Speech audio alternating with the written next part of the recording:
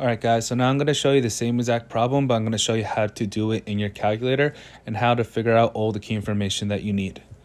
So we're going to go to the calculator. The first thing you're going to do is go to y equals, which is at the top left, and you're going to put your equation. It was negative 3x squared plus 15x plus 6, and then you press graph. So as you can see on this graph, I cannot see the entire graph. So what I'm going to go to is zoom, which is in the middle top. I press zoom and I'm going to zoom out. Still can't see the whole thing, so I just keep zooming out until I can see the whole thing. So now I can see the whole entire graph. So now there's a couple questions that the question can now ask you. The first question is what is the maximum height? So in order to find your maximum height, what you need to do is that you press second, which is at the top left, press trace. And then since we are dealing with a max, you're going to choose number 4. So once I choose number 4, I'm going to keep moving until I find my cursor. So my max is about here. So it first asks for a left bound, so you need to go to the left of it. My cursor is to the left of it. I press enter. I then need to go to the right of it. So I go to the right of it, and I press enter. And then if you look at the bottom of the actual screen, it gives you your maximum.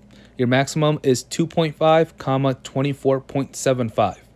So if the question asks you what is your maximum height, that is dealing with your y value. So your correct answer would be 24.75 feet.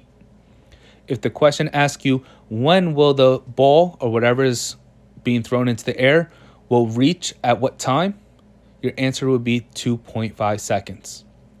So that's just one type of question they can ask you.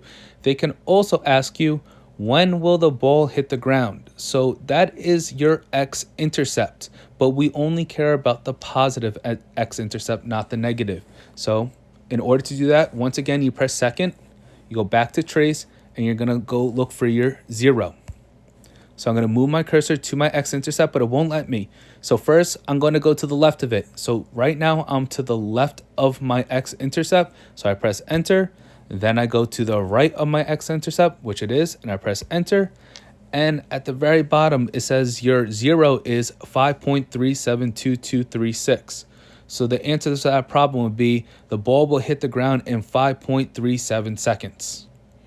The last question they can ask you for is what will the ball's height be at this many seconds?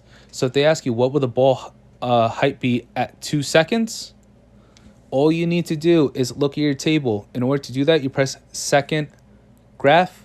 So then at 2 seconds, you can see it is at 24 feet. If they ask you at 4 seconds, it's at 18 feet.